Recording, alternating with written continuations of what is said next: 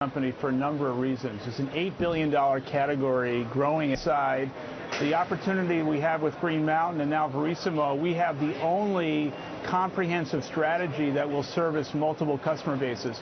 And I think the real story here is that 75% of existing Starbucks customers do not yet own a machine. We will be demoing this machine in every Starbucks stores for the holiday season, following by a multi-million-dollar ad campaign.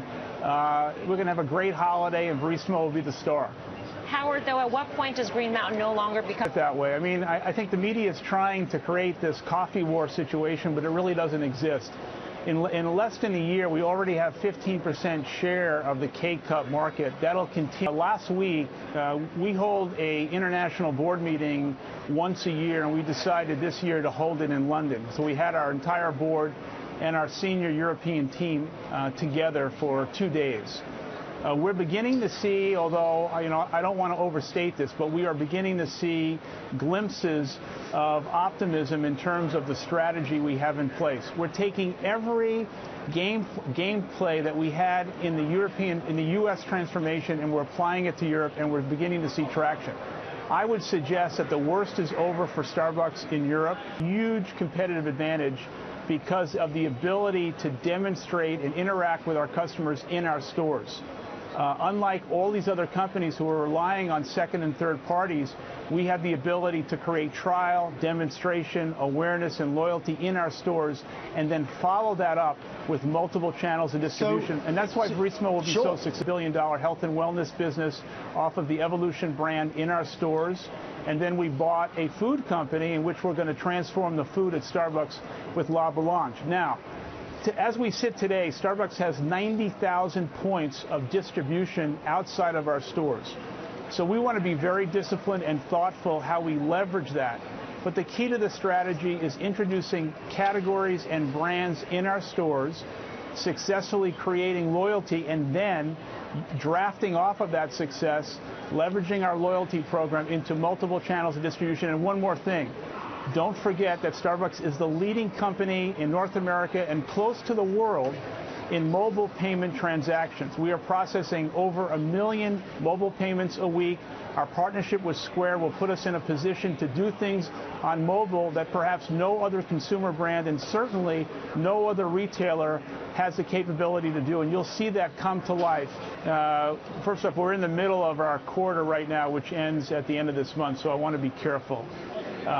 What I will say is that, I think for any consumer brand in America, in a sense, the rules of engagement have changed.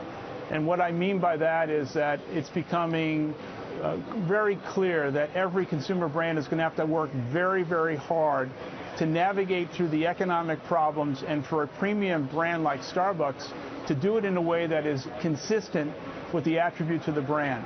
I think we saw in June and July the beginning of pressure on the consumer. We were somewhat surprised by that. I think we've taken steps to mitigate that, and to be honest with you, I'm very optimistic about the year ahead. Finally, Howard, before we argue against that. First off, as we sit today, there are more customers going into Starbucks stores than any other time in our history. The stores that we've opened this calendar year are performing better than any store class in the last 10 years.